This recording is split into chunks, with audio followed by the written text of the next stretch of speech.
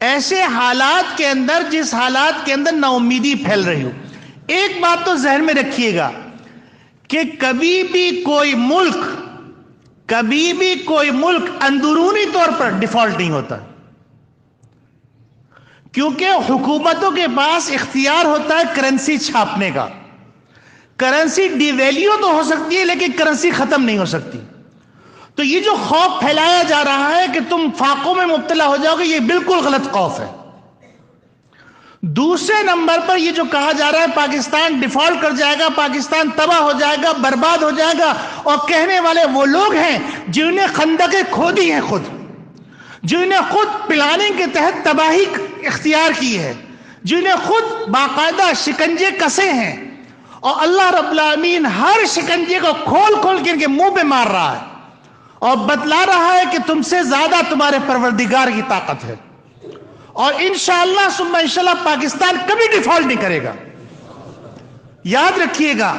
اور یہ بھی بات یاد رکھیے گا کہ اللہ رب العالمین نے پاکستان کو وہ کچھ عطا کیا ہوا ہے، صرف اور صرف مینجمنٹ کی ضرورت ہے، صرف اور صرف انتظام کی ضرورت ہے، صرف اور صرف دیانتداری کی ضرورت ہے. اللہ رب العالمین نے پاکستان کو لیتھینیم، یہ ایک ایسی دھات ہے کہ آئندہ 100 سال کے یہ دھات چاہیے، کیونکہ ساری ٹیکنالوجی بجلی کے اندر تبدیل ہو رہی ہے، اور بیٹریاں بنانے کے لیے، پاورفل بیٹریاں بنانے کے لیے لیتھیم چاہیے، اور اس کی بڑی مقدار پاکستان کے موجود ہے. اگر پاکستان نے لیتھینیم کی صرف مقدار کو خرچ کر دیا، سیل کر دیا، تو اس کی تھوڑی سی مقدار سیل کر کے پاکستان کا قرضہ اتر سکتا ہے. صرف اور صرف پاکستان کے پاس اللہ رب العالمین نے اتنی زرعی زمین دی ہے کہ اگر دیانتداری سے ان زمینوں کو آباد کیا جائے، غریبوں کو اختیار دیا جائے کہ تم مزارعات کے طور پہ یہ زمینیں جو بنجر پڑی ہوئی ہیں، ان زمینوں کو آباد کو، تم کو یہ بینیفٹ ملے گا، تم کو پیداوار کا یہ حصہ ملے گا.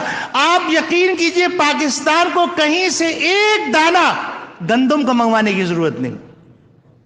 یہ تو ہم نے اپنے ہاتھوں سے اپنے جو گندم کے ذخائر تھے اس کو بھیج دیا تاکہ نفع کمائیں، اور پھر اس گندم کو مہنگے داموں پھر منگوا رہے تاکہ پھر نفع کمائیں. یہ اللہ نے ظلم نہیں کیا ہے، یہ ہم خود اپنے اوپر ظلم کر رہے ہیں.